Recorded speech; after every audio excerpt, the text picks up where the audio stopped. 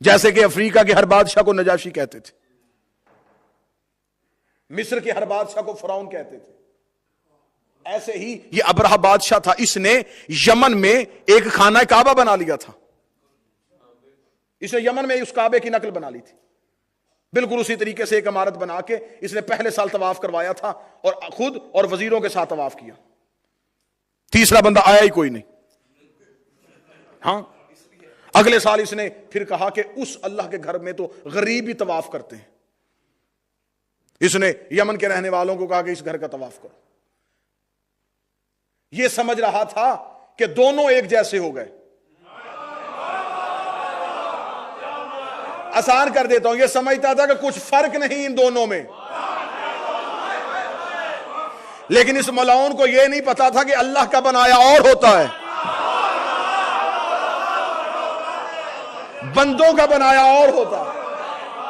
یہ اپنے بنائے ہوئے گھر کے طواف کے چکر میں تھا، اسے خبر ہو گئی کہ جب تک حقیقت زندہ رہے گی جھوٹ کے قریب کوئی آئے گا نہیں۔ یہ حقیقت کو گرانے کے لیے مکہ کی طرف چل پڑا۔ اس نے وہاں پہ جا کے جب کہا کہ عبد المطلب کے اونٹ پکڑو کہ پہلے متولی کو بلایا جائے، کعبہ کی چابی پڑی ہوتی تھی رسول کے دادا کے گھر میں، متولی کعبہ یہ تھے سرکار حضرت عبد المطلب آئے، اسے کہا میں تمہارے اللہ کا گھر گرانے کے لیے آیا ہوں، تو اونٹ لینے کے لیے آگے، فرمایا انا رب الابل، اونٹوں کا مالک میں ہوں، گھر کا مالک وہ ہے، مجھے میرے اونٹ واپس کر۔ ہم ہیں عزاداری کی صف بچھانے کے لیے، عزاداری کا وارث موجود ہے، ہماری اشتہار میں لکھا تھا زیر سرپرستی سرکار قائم آل محمد، یہاں آئے گا ہر کوئی، لے گا وہ جس کو وہ دینا چاہتے ہیں، اور انہیں اس کے گھر میں شرط ایک ہے، یہاں ماننے کے لیے امیر ہونا شرط نہیں، بہت بڑا عبادت گزار ہونا شرط نہیں،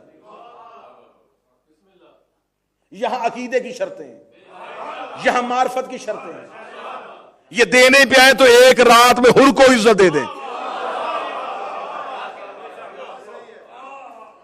بے زر کو ابو زر بنا دیں، گناہگار کو حر بنا دیں، انہیں ماننے کے لیے حلالی ہونا ضروری ہے۔ میں کبھی بھی ممبر پہ اس بحث میں نہیں جاتا، لیکن کیونکہ اب ممبر پہ گالم گلوچ کا سلسلہ شروع ہو گیا ہے، اس ممبر کی یہ تہذیب نہیں کہ یہاں سے ہم کسی کو گالی دے، کیونکہ پاک ممبر ہے، یہاں سے کسی کے حسب نسب کا فیصلہ ایسے نہیں، بہت غلط طریقے سے نبی کی حدیث کی تفسیر کی گئی۔ یہ حدیث موجود ہے اور بالکل سند کے ساتھ موجود ہے کہ اے علی تجھ سے محبت وہ کرے گا جو حلالی ہوگا، تجھ سے دشمنی وہ کرے گا جو حرامی ہوگا۔ دراصل ہمارے ہاں اس معیار کو سمجھا نہیں گیا، میں وضاحت کرنا چاہوں گا سرکار، کیونکہ یہ عقیدہ بہت ضروری ہے۔ قبلہ اس کی وضاحت بڑے غلط انداز سے ہو رہی ہے، جب ممبر سے یہ جملے کہے جاتے ہیں تو ہم سے سوال ہوتا ہے کہ کیا یہ گالی نہیں؟ اگر یہ گالی ہے تو ممبر پہ کیوں؟ یہ رسول کی تہذیب تو نہیں؟ اگر تہذیب رسول نے، پھر رسول نے کہا کیوں تھا؟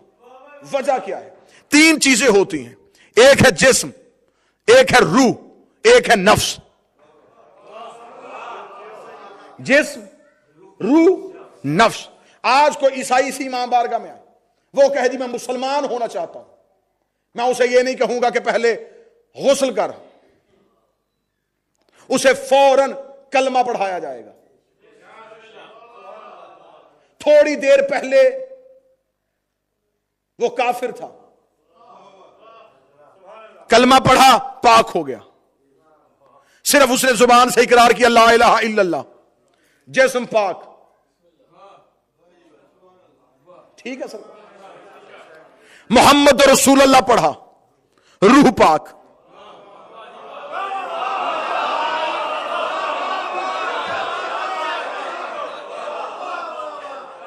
نفس موجود ہے،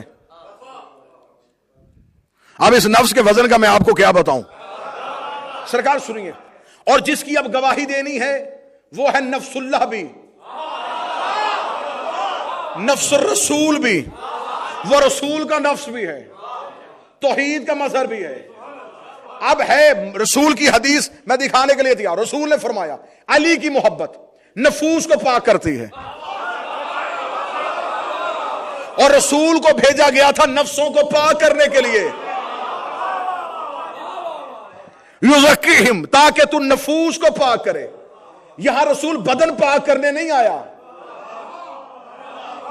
بات مشکل چھڑی ہے، یہ میرے ہاتھ جڑے ہوئے ہیں۔ رسول جسم پاک کرنے نہیں آیا، رسول نفس پاک کرنے کے لیے آیا تھا۔ اب مجھ سے ممبر میں سوال کرو پھر یہ حلالی اور حرامی کا تصور کیا ہے؟ قبلہ موجود نہ ہوتے شاید میں جملہ نہ کہتا۔ ان کی تائید میرے جملے کی دگنی تائید ہو جائے گی۔ جب نکاح کا نکاح پڑھتا ہے تو نکاح پڑھتے ہوئے یہ صیغہ جاری نہیں کرتا کہ میں تیرے جسم کا نکاح کر رہا ہوں، میں تیری روح کا نکاح کر رہا ہوں، زوجت نفسی، میں تیرے نفس کا نکاح کر رہا ہوں۔ اس کا مطلب نکاح جسم کا نہیں ہوتا، نکاح نفس کا ہوتا ہے۔ نفس پاک ہوتا ہے علی کی ولایت سے۔ اب مجھے بتا، جب نفس ہی پاک نہیں، اولاد حلالی ہوگی کہ حرامی ہوگی؟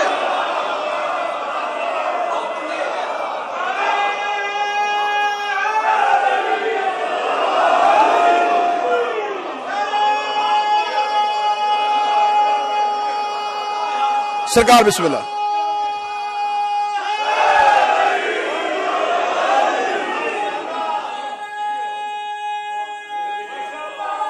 سرکار بسم اللہ۔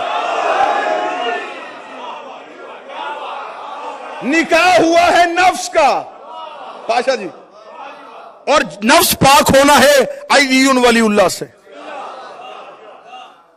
اب جب نفس ہی پاک نہیں، اگلا جملہ میں کہوں گا تمہارا عقیدہ جھوم کے جا کے نجف کی دہلیز کو چومے گا۔ موت جسم کو نہیں آتی،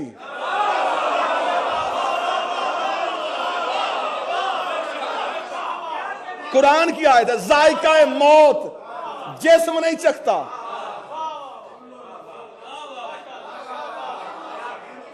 نفس چکھتا ہے۔ پھر نفس چکھنے کے بعد فیصلہ کرتا ہے کہ روح پاک ہے یا بد ہے۔ ہر روح نیک نہیں ہوتی، روحیں بد بھی ہوتی ہیں، نیک بھی ہوتی ہیں، بد بھی ہوتی ہیں، اور نفس پاک ہوگا علی ولی اللہ سے۔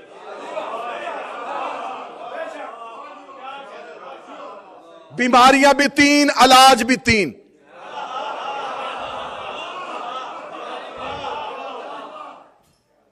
جو ابھی تک پریشان بیٹھے ہم، شرک، کفر، نفاق، شرک بیماری، کفر، یہ بیماریاں وہ ہیں جو روح کو لگتی ہیں۔ بدن کو لگتی تو ڈاکٹر صاحب علاج کر دیتے۔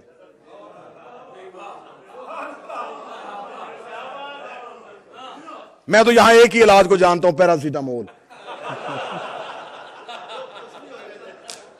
ٹھیک ہے سر؟ ویسے بیماریاں تین، شرک، یہ بیماریاں راجہ جی بدن کی بیماریاں ہیں۔ باور رخسار شاہ جی یہ ہیں روح کی بیماریاں۔ روح بیمار ہوتی ہے سردی لگنے سے نہیں، روح بھی بیمار ہوتی ہے۔ روح، شرک، کفر، نفاق، تین بیماریاں لگتی ہیں۔ خدا نے علاج بھی تین رکھے۔ لا الہ الا اللہ کا انجیکشن لگواؤ، شرک ختم۔ محمد رسول اللہ والی دوائی لو، کفر ختم، نفاق باقی ہے۔ مشرک چلا گیا، کافر چلا گیا، منافق نہیں گیا۔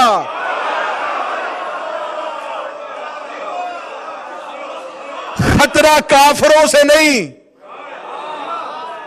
منافقوں سے ہے۔ منافقت سینوں میں چھپ جاتی ہے، شرک ظاہر کرنا پڑتا ہے، کفر ظاہر کرنا پڑتا ہے، منافقت سینے میں چھپی رہتی ہے۔ اور قرآن میں پوری سورت بھیجی ہے اللہ نے، منافقون جمع کا صیغہ، اطلاق کم از کم 3 پہ۔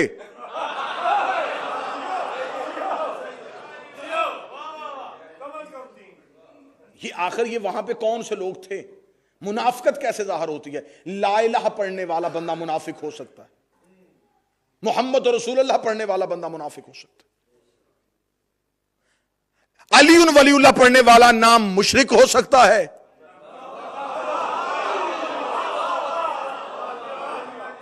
نہ کافر ہو سکتا ہے۔ دین کی پہلی کلاس کا نام علی ولی اللہ نہیں،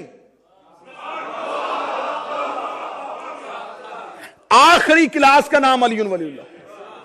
مکہ میں لا الہ الا اللہ، مدینہ میں محمد رسول اللہ. جب سب کچھ ہو گیا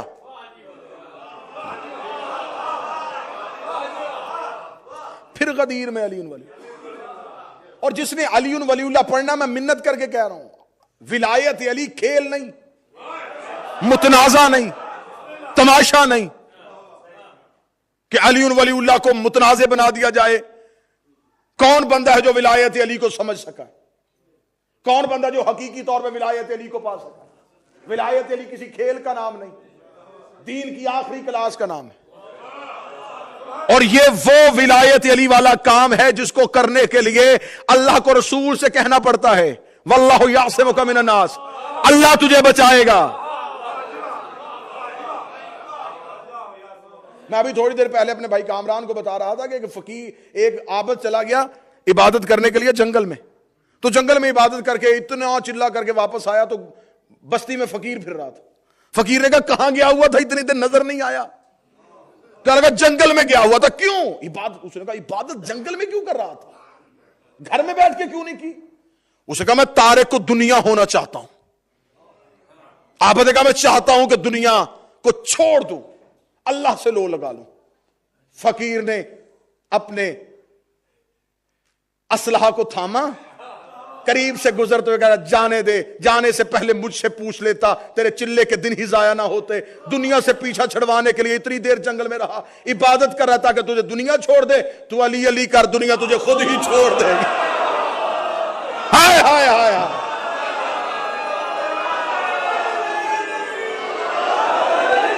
تو علی علی کر،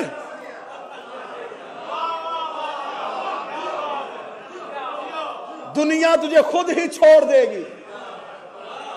کوئی بندہ اس غلط فہمی میں نہ رہے کہ میں دنیا بھی رکھوں اور علی بھی رکھوں. علی رکھنا ہے تو پھر دشمنی کے لیے تیار ہو جاؤ.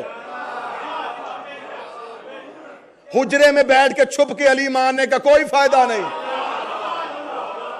کوئی نہ سمجھے کہ حکومت 12ویں کی ہو جائے گی پھر ہم علی علی کریں گے، پھر مجلسیں ہوں گی، پھر ماتم ہوگا. کیا لطف آئے گا؟ مزہ اسی زندگی کا ہے. حکومت یزید کی ہو، راج حسین کا ہو.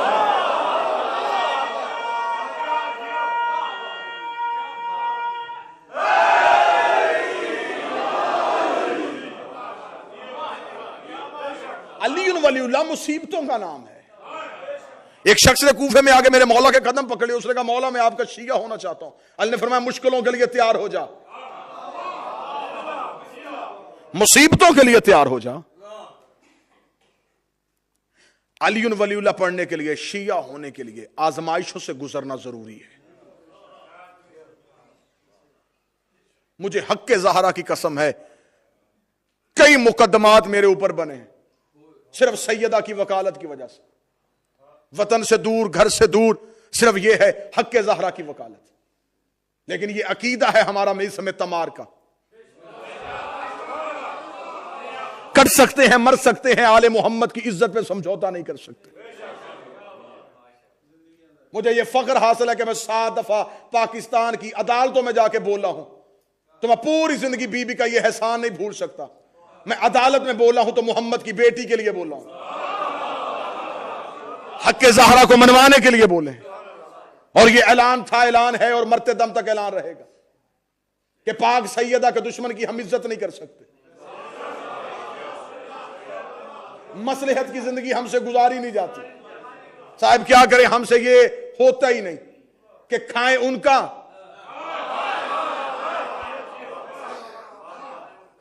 اور دشمن سے بھی سودا، اور ساتھ یہ کہ سرکار کیا کریں، دنیا تو رکھنی ہے نا.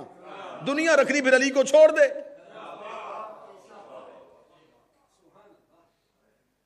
تیرے نام ماننے سے بھی علی علی ہے، تیرے چھوڑنے سے علی کا جاتا کچھ نہیں، تیرے ماننے سے علی کا بڑھتا کچھ نہیں. آج سے لے کے آج کے مومن تک سارا زمانہ علی کو مان جائے، علی کا بڑھتا کچھ نہیں. سارا زمانہ علی کو چھوڑ جائے، علی کا گھٹتا کچھ نہیں. سارا زمانہ علی کو چھوڑ جائے، علی کا جاتا کچھ نہیں. جسے علی چھوڑ جائے اس کا رہتا کچھ نہیں.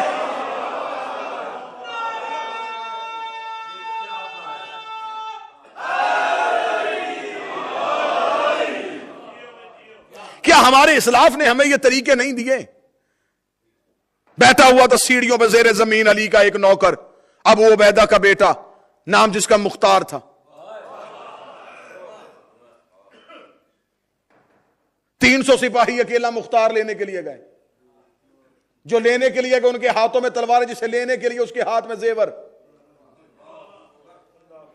کڑیوں میں جکڑا ہوا علی کا نوکر باہر آیا. 17 سیڑھیاں زیر زمین باہر آ کے سورج پہ نگاہ پڑی. یا علی مدد کہہ کے سلام کیا.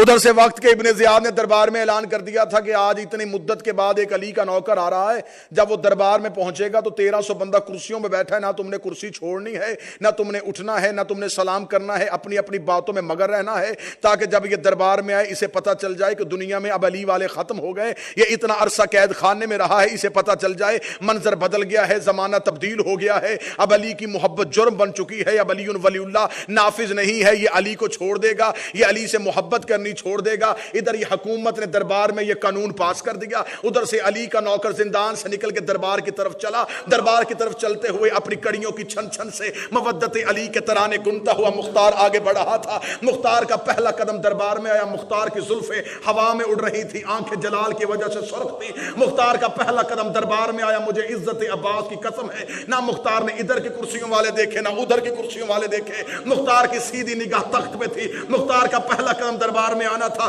1300 بندے نے کرسیاں چھوڑی، دونوں ہاتھ ماتھے میں رکھا. ہمارا سلام، ہمارا سلام، ہمارا سلام، ہمارا سلام، ہمارا سلام. کسی کے سلام کا جواب دیے بغیر سیدھا ابن زیاد کے تخت کے سامنے جا کے علی کا یہ بوڑھا شیر کھڑا ہو گیا. کہنے لگا تو نے مجھے بلایا، مجھے بتا. میں علی کی عبادت میں مصروف تھا. تو نے میری نماز کیوں خراب کی ہے؟ تو نے میری عبادت میں خلل کیوں دیا ہے؟ کہنے لگا میں تجھے کہتا ہوں تو علی کو چھوڑ دے، میں تیری زندگی چھوڑ دوں گا. اگر کڑیاں کھلوانا چاہتا ہے علی کو چھوڑ دے. مختار نے انگڑائی لے کے کہا کوئی تجھے کہے کھانا پینا چھوڑ دے تو چھوڑ سکتا ہے؟ میرا کھانا علی، میرا پینا علی، میرا اوڑھنا علی، میرا بچھونا علی، میری عبادت علی، میری تسبیح علی، میری نماز علی، میرا سجدہ علی، میرا قیام علی، میرا قعود علی، میرا رکوع علی، میرا قنوت علی. میرے جسم اور روح کا رشتہ ٹوٹ سکتا ہے، تو میرے ذہن سے علی نہیں نکال سکتا، میرے سینے سے حسین نہیں نکال سکتا. اس نے کہا پھر میں تیرے لیے موت کا حکم دیتا ہوں. یہ کہہ کے اس نے جلاد کو اشارہ کیا. جلاد نے تلوار کو نیام سے نکالا. مختار نے نادے علی پڑھ کے انگڑائی لی.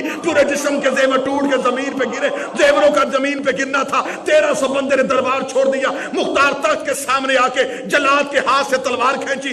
ابن زیاد کی گردن پہ رکھے گئے تو میرے لیے موت کا حکم دیتا ہے؟ میں ابھی بچہ تھا. کل کی خبریں دینے والے علی نے، نبوت کے وارث علی نے، شریعت کے وارث علی نے، حسنین کے باب علی نے، کعبے کے مالک علی نے مجھے اپنی گود میں بٹھایا تھا. میرے ماتھے کا بوسہ لے کے کہا تھا ایک وقت آئے گا تو تخت پہ حکومت کر کے 1,46,000 میرا دشمن مارے گا. میں نے تیرے جیسا کتا ایک نہیں مارا. مجھے موت کیسے آ گئی؟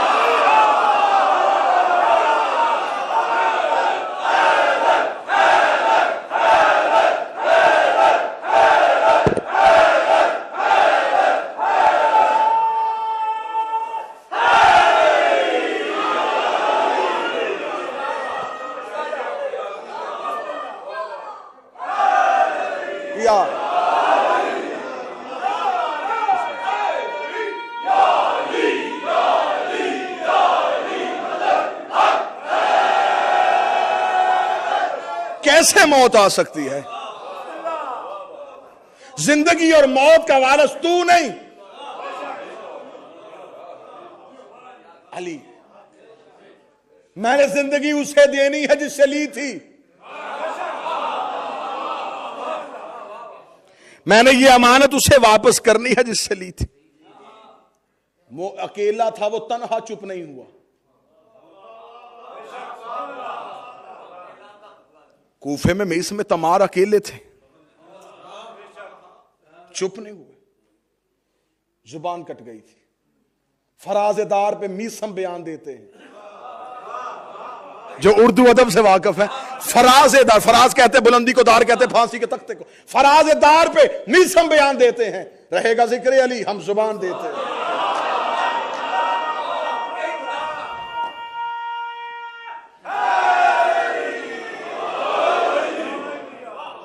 چلتے چلتے اس نوکر کی واقعہ بھی بتا دیتے.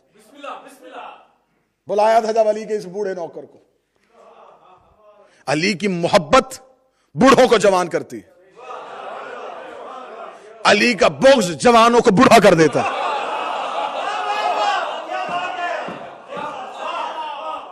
مجلس حسین پہ یہ بارش سفید بابا تسکین شاہ جی سید صاحب ہیں، یہ بزرگ چہرے ہیں۔ ڈاکٹر صاحب تو ویسے بزرگ ہو گئے ہیں، ویسے جوان ہیں کہ بزرگ مجلس حسین میں زیادہ بولتے ہیں۔ ایسا ہے نا سرکار، ایک جوش، ایک ولولہ، محسن دو جہاں کی مجلس میں سلمان محمدی کی نشانی دیکھی۔ جوش ولا سے لیا علی کا نام، ہم نے شیعوں کے ضعیفوں کی جوانی دیکھی۔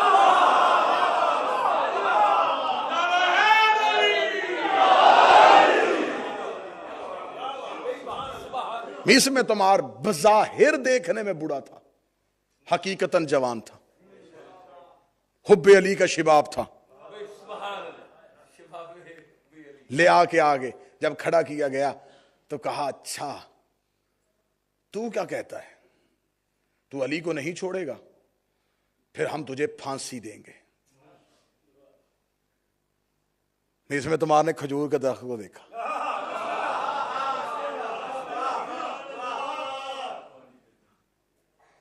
کہنے لگا اسے تو میں جوان کر رہا تھا۔ آ گیا وہ لمحہ، اس کے چہرے پہ اطمینان دیکھا، حاکم پریشان ہو گیا۔ اسے کہا موت کا حکم دے رہا ہوں۔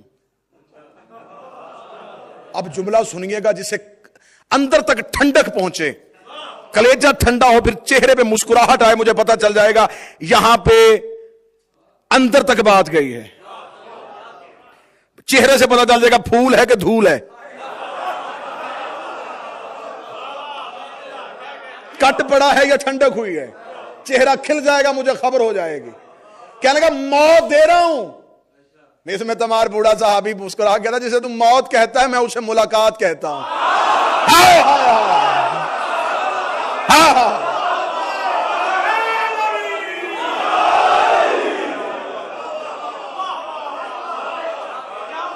کب سے یہ اٹکی ہوئی تھی، اس کی وجہ سے مولا سے ملاقات نہیں ہو رہی تھی۔ جلدی کر، مجھے علی سے باتیں کرنی ہے۔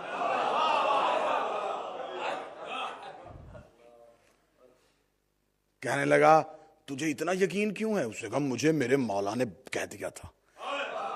یہ کھجور پتا کس نے لگائی ہے؟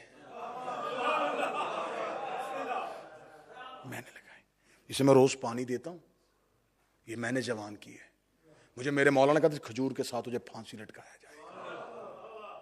اب سارے نوکروں نے جو جتنے اس کے غلام کھڑے تھے اس نے کہا اچھا تو اس کا مطلب جو علی نے کہا وہ سچ ہو گیا۔ حاکم پریشان ہو گیا، اس نے کہا ٹھیک ہے ہم سزا بدل دیتے ہیں، لو جی سزا تبدیل، پھانسی نہیں گردن کاٹو۔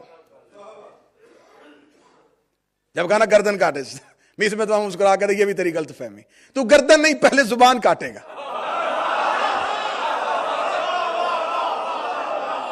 سرکار یقین دیکھے، ہائے ہائے، یہی تو باتیں جھکنے نہیں دیتی، یہی تو سیرت ہے نا سرکار جو ہمارے قدموں کو مضبوط رکھتی۔ فرمایا تو گردن نہیں کاٹے گا، تو پہلے زبان کاٹے گا۔ یہ کس نے کہا تھا؟ فرمایا یہ بھی ہونے سے پہلے ہونے کو جاننے والے نے کہا۔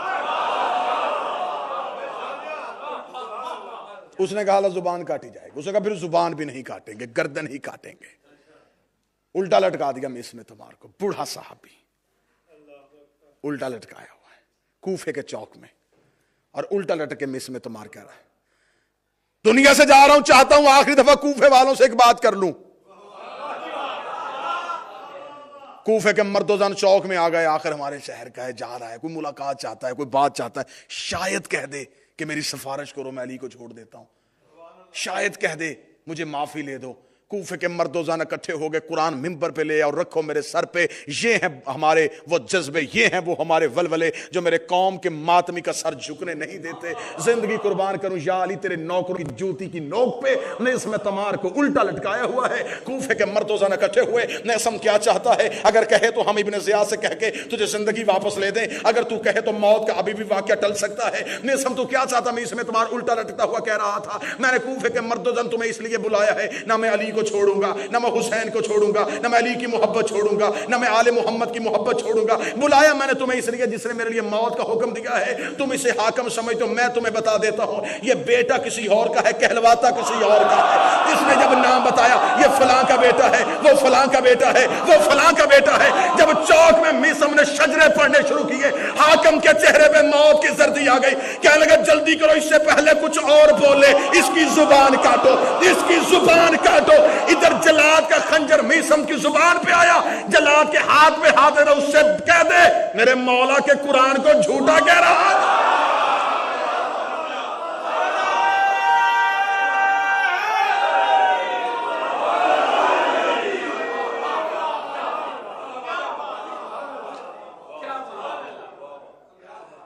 بس ہمیشہ زندگی میں یاد رکھنا، دو چیزوں پہ سمجھوتا نہیں، ولائے علی پہ اور رضائے حسین پہ۔ دعا فرمائیں گے، کل میری وطن واپسی ہے، خیر و عافیت کے ساتھ پاک سیدہ کا یہ حق یہ زبان بیان کرتی رہے، کہیں حوصلہ تھک بھی جائے تو حوصلہ زینب کا واسطہ میرا بادشاہ میں وہ حوصلہ دے، زندگی سے پیار نہیں، آل محمد کی وکالت سے پیار ہے، میرے جیسے لاکھوں نوکر قربان بھی ہو جائیں، اس دہلیز کی عزت پہ سکینہ کی ایک تماچے کی قیمت پوری نہیں ہو سکتی۔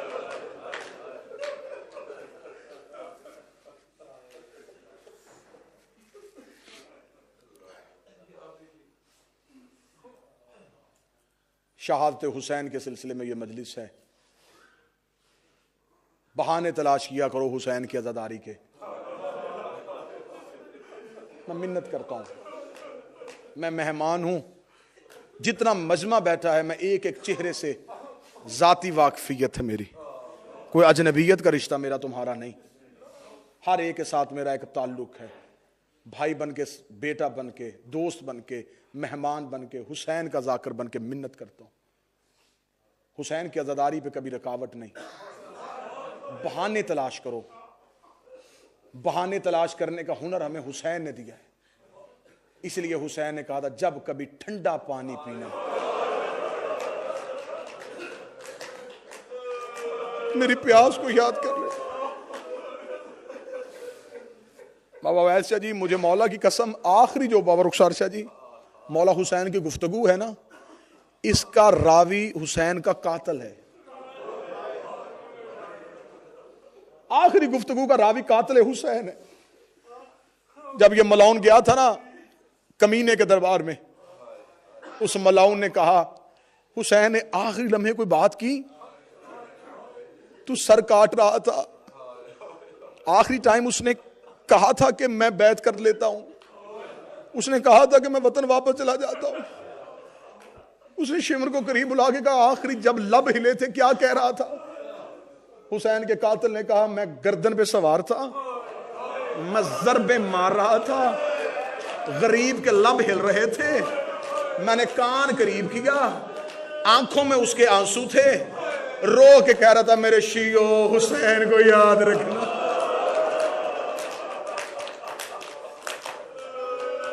آخری لمحے میں غریب نے تمہیں یاد کیا ہے۔ کتنا پیار ہے حسین کو اپنے شیعوں سے، تو جن سے محبت ہو پھر بہانے تلاش کیا کرو۔ میں منت کر کے کہتا ہوں خدا کا واسطہ، تمہیں حسین کی عزت کا واسطہ، حسین یہ تماشا نہیں، ماتم حسین کھیل نہیں، اس کی ابتدا زینب نے رکھی ہے، سجاد نے رکھی ہے۔ حسین کا بیٹا بہانے ڈھونڈتا تھا، جب آ گئے تھے واپس مدینے، زہری نے آ کے کہا مولا آنکھوں کا خون بند کر دیں۔ مولا سجاد نے کہا کیسے بند کروں؟ مولا کربلا کو بیتے اب اتنا ٹائم ہو گیا، مولا بھول نہیں سکتے، مولا شہادت آپ کا ورثہ ہے۔ غریب نے روکے گا شہادت ہمارا ورثہ ہے، ننگے سر ماں درباروں میں لے کے سر، میں آنکھیں بند کرتا ہوں مجھے شام کا بازار یاد آتا ہے۔ مولا آپ ایسے کیا کریں، آپ بازار میں آیا کریں، نوکر آپ کو ملیں گے، آپ کو غم بھولے گا۔ فرمایا کیسے جاؤں، بازار میں جاتا ہوں مجھے شام کا بازار یاد آتا ہے۔ مولا اپنے کسی مومن کے گھر شادی پہ جایا کریں، آپ تو خوشیاں بھی چھوڑ گئے. فرمایا میں کسی کے جوان کے سر پہ سہرے دیکھتا ہوں مجھے میرا اکبر یاد آ جاتا ہے. میں کسی ماں کی گود میں بچہ دیکھتا ہوں مجھے اصغر یاد آ جاتا ہے. میں کسی عورت کے سر پہ چادر دیکھتا ہوں مجھے میری زینب یاد آتی ہے. میں بھائی کے ساتھ جاتا ہوا بھائی دیکھتا ہوں مجھے عباس یاد آتا ہے. اب مجھے بول کے بتاؤ یہ سجاد بہانے کیوں تلاش کر رہا؟ غریب کو رونے کے دن کوئی بھی ہو، ہمارا مقصد ہے غریب کو رونا. ہمارا مقصد ہے حسین کے غم میں آنسو بہانا. شہادت حسین کے سلسلے میں مجلس ہے، سارے مارے گئے، تنہا رہ گیا بطول کا بیٹا. کتنا مشکل تھا حسین کے لیے، سامنے مقتل میں لاشیں، ٹیلے پہ تنہا بیٹھا ہوا ہے. مقتل کی کتابیں لکھتی ہیں اپنی تلوار کے قبضے پہ سر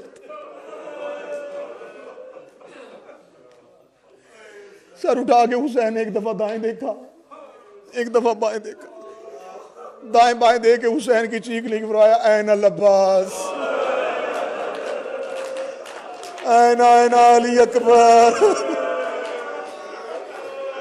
کہاں گیا میرا غازی، کہاں گیا میرا جوان اکبر؟ اور مجھے تنہا چھوڑ کے چلے گئے.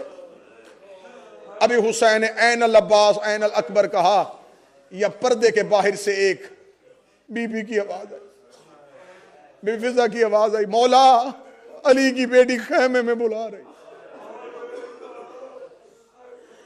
اب میں نقشہ نہیں بیان کر سکتا، بلا تشبیہ کہوں گا جب حسین ٹیلے سے سیدہ کے خیمے کی جانب چلے، یہ سفر ایسے ہی تھا جیسے دربار سے خالی زہرا واپس آئی تھی. حسین جب ٹیلے سے چلے ہیں، حسین کا سر پہ امامہ کوئی نہیں ہے. میرے مولا کے کرتے پہ کہیں عباس کا خون ہے، کہیں اکبر کا خون ہے، کہیں اصغر کا لہو ہے، تیروں تلواروں کے زخم ہیں حسین پہ. حسین مقتل میں جا کے زخمی نہیں ہوئے.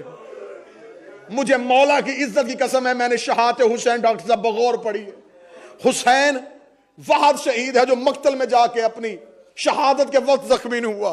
یہ عباس کو اٹھانے گیا زخمی ہوا ہے، یہ اکبر کو اٹھانے گیا زخمی ہوا ہے.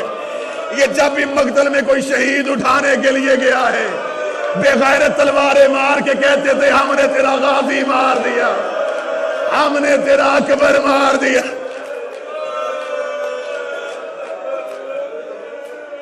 شہادت حسین صرف ایک درد پڑھوں گا.